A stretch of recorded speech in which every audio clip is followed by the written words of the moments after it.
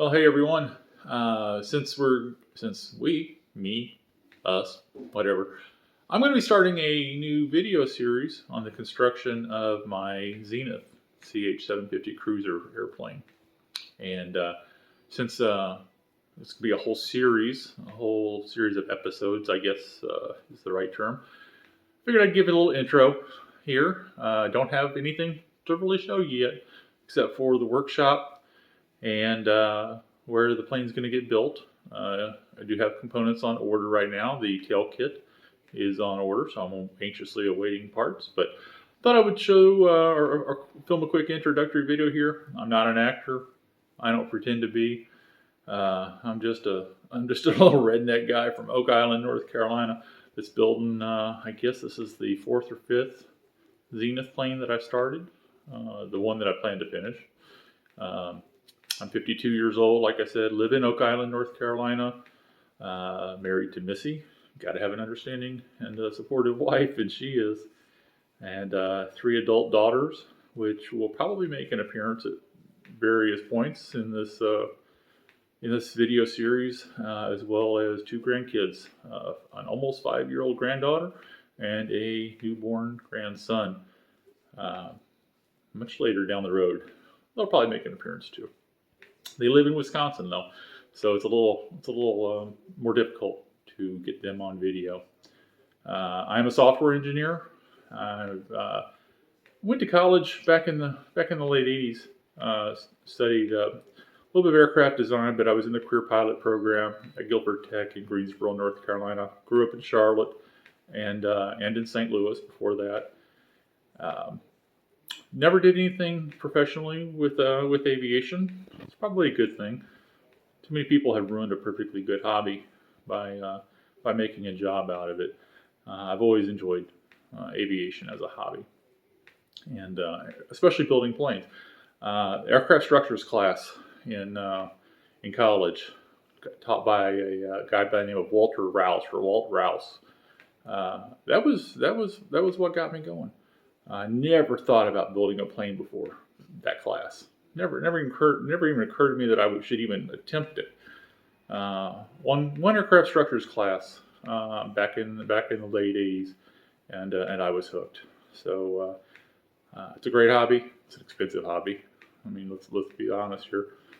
But it is what it is, and it's a lot of fun. And 52 years old now, so I've got to get something built and flyable. I want to retire in 10 years when I'm 62. I definitely want to have it done way before then, preferably. But this is a great place to fly out here in Oak Island. It's a beautiful area right here on the coast, and so I want to get it done and flying so that my wife and I can enjoy it. And that's about it. And I'll throw some other commentary in here and there as the series goes on, I'm sure. But this will probably be the first video that's quite like this. Not going to be a whole lot of me talking to a camera. That's not my thing. But if you enjoy it, like and subscribe, do all that kind of stuff. If you don't, it's no sweat off my back. But hope you enjoy it. And join us here. It's going to start here in a week or two, just as soon as I start getting some parts. And y'all take care.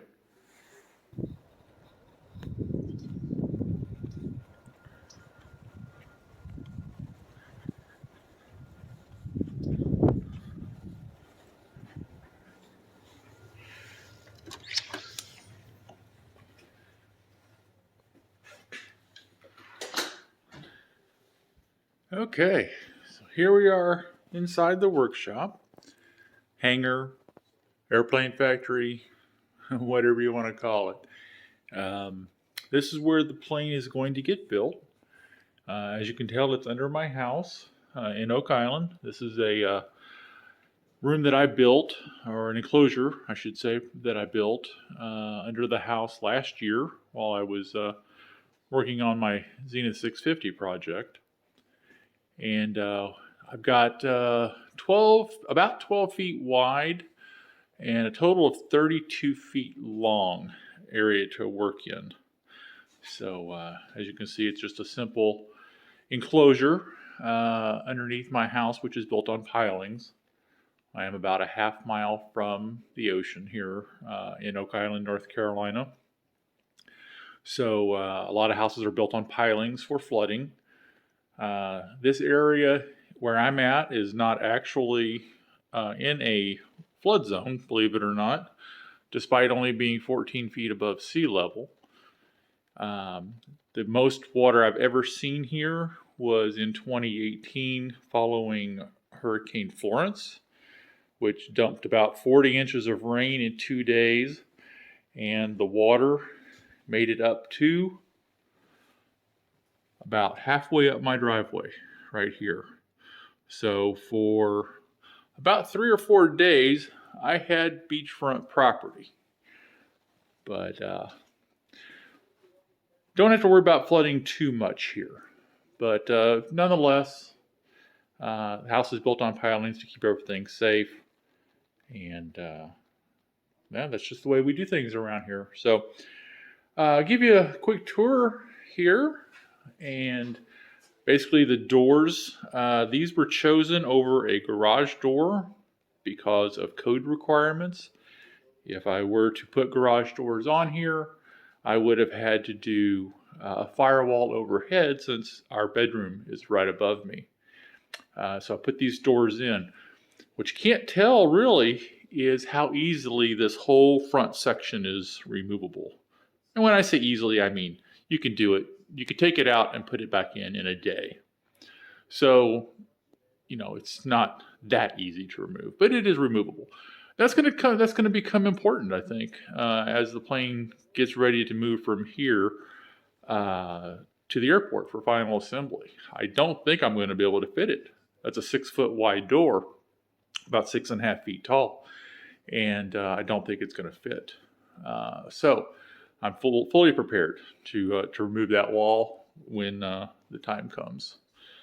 But use every little ounce of space I have available here. I try to keep things pretty organized. Some old guns there that I inherited from my grandpa's granddad, my father, when they all passed. And so I keep them in here nice and safe. But shelving is important. So I try to keep everything, like I said, organized the best I can. This is primarily the tools that I use routinely over here on this shelf, including an oven that can be used for powder coating. That's all that it's used for. And of course, you got your Scotch-Brite here, which is very important for airplane building. Got not one but 2 shop vacs because I do not like sheet metal shavings at all. And lots of drills. My favorite being that Cobalt there, that rechargeable. Torque wrenches, and I like to label things, as you can tell. Makes finding things easier. And so coming on around this way, just got some decorations here. I am on the water rescue team here in Oak Island. And that was a picture of our team from a few years ago. And overhead is a picture I've always liked. It's called Metamorphosis. My mom bought it for me when I was in college back in the 80s. A duck turning into a Piper Cub on floats. And it's seen better days, but I still try to keep it on display. Tools that are commonly used for airplane building here. A small bending brake. It's probably the Harbor Freight one. It's nothing fancy. I don't do a lot of sheet metal bending, so it's not really used that often. Maybe make a spare part here or there, or something like that. I'm not really a craftsman when it comes to sheet metal work. I'm more of an assembly kind of guy. But a 12-ton press. I put everything on wheels. So over here I've got I've got a bandsaw, drill press, the standard old school grinder with the Scotch-Brite wheel, which is very important for cleaning up burrs and cleaning up metal. That is on wheels. I do like to reuse things when I can, so that's an old end table or nightstand or printer stand or something. I don't know what. Over here we've got all my normal tools, your wrenches and whatnot, files, and then more pegboard. This is just a little stand here that I framed up and decided to cover it with pegboard to give it a little more strength and a little more storage. The wheels on the bottom actually came off of a Harbor Freight trailer, so get a lot of reuse out of those. As far as the workbench goes, this is a total of 16 feet long, so it's 2 layers of 4 by 8 foot sheets of 3/4 inch boards on 4x4s and a 2x6 frame. It's pretty level. It's probably not perfect. So when I'm doing things that are critical, I will still level them. But it's on wheels too, so it can roll. The top section can come off, so I can store things underneath. But if I want to work at the lower level, I can take the top 2 tables off and work at a lower place. Real quick before I go on here, lighting. These are 8-foot tubes, or 8-foot LED strips, I guess I should say. They're arranged in a V. The LEDs are, so they push light out at 90-degree angles to each other, 45 degrees to the ground. Really lights this place up nicely. Does cause a little bit of overexposure in one of my cameras, but gives me a lot of light. My 52-year-old eyes appreciate. So going through here, we got the TV on the wall here. Looks like Mark. Is that Mark's video? Yep, Mark Pinsenstadler.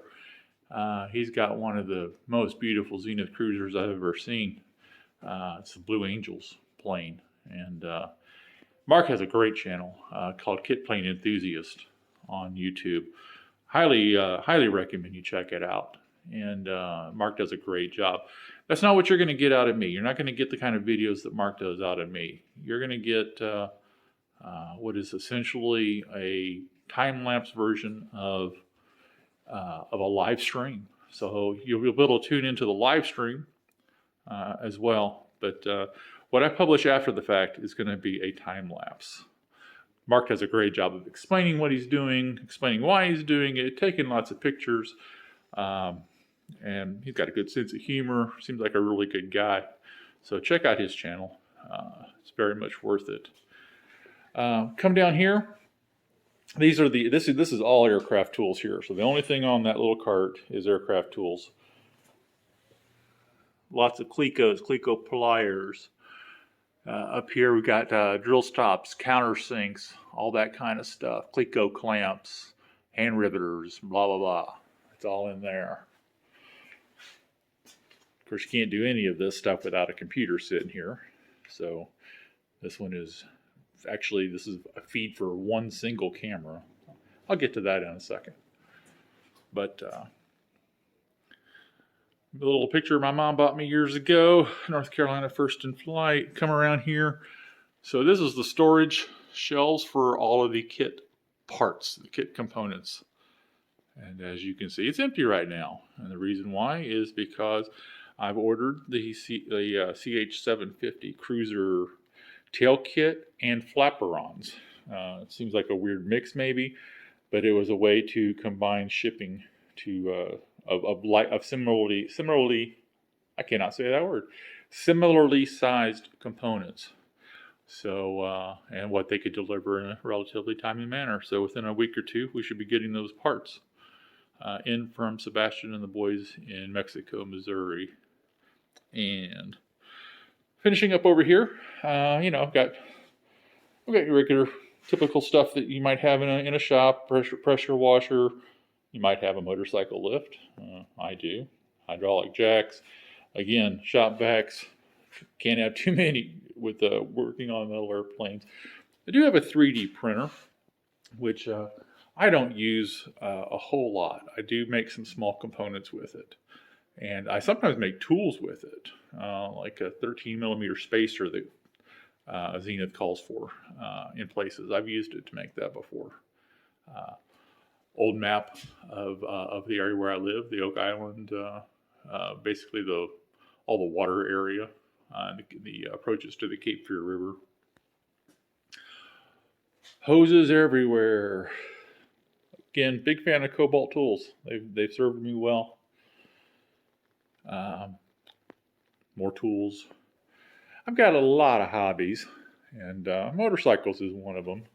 So that's my anniversary edition 2003 V-Rod, and only has about 9,000 miles on it. So I probably need to ride it a little more than I do. But you can see, and that's about it. I mean, this is about as much stuff as you can cram into a 12 by 32 area, and try to keep it organized so that I have room to actually work and everything. So I'll finish up by just showing how I plan to video this and how you're ultimately going to see me and how the presentation is going to look. Starting at this end here. Well, let's start up here at the top. Okay. So this is just basically your cheap webcam, 2K webcam turned sideways, so that it creates a taller image than it does wide. This camera over here is not involved. This is a security camera, so this is tied into our household security system. What I've done for cameras, the most important thing I want people to be able to see, and me to be able to see, is what I'm working on the tables right here and right there, in some kind of relatively high definition way. So, solution I came up with was to use some of my old cell phones. These have great cameras, much better than webcams. So what I've done, this one up here is my previous cell phone to the one I'm using right now. This one up here is a Google Pixel 2, and it has a great camera. So I'm using it to capture video of this table. And nothing fancy here. Took an old like a $5 mount from Amazon, screwed it to the wall so that it couldn't move. Put some wire, some cable straps around it, keep it from falling out of there and keep it from moving unless I want to move it. And the wire's just for power, but there ain't nothing fancy there. Nothing even cosmetically interesting about that. I might have to fix that, but it works. So that camera is going to shoot this table. Going down the line. Real quick, air and electrical. Having those things handy is, compressed air and electrical is a necessity when you're building a plane. Hey, Mark. Coming over here we go. Now this phone's getting a little seriously old. This is an old Samsung S7, which was my phone before the other one, and but it takes really good video too. So it's just shooting video. It's actually live streaming it. A program called Iriun. I don't know if I'm pronouncing that right or not, but IRIUN, I believe. It's a free program. It's running on this phone and the Google Pixel, and it is just live streaming over Wi-Fi to the much better, faster computer in my office, which is capturing all three of these cameras in a program called XSplit. And XSplit will be doing the live streaming, and it will also be doing all the recording that will make this all time lapse later on. And I've been in aviation a long time. I was cleaning up the other day, came across this Private Pilot magazine, November 1989. It was just after I was out of college, so it's been around for a while. Back when, at least a little more affordable to fly. But so that's about it. That's the workshop, factories, whatever you want to call this. Man cave. It's definitely a man cave. Wife would never allow that flag in the house. I know that. But so that's about it. The other hobbies, I guess, to sail for a Hobie kayak. I'm definitely, I love kayak fishing. Love my Hobie. But so that's about it. That's the workshop. Just waiting on the parts to arrive from Zenith and the boys in Mexico, Missouri. And we'll get this project started. Talk to y'all later.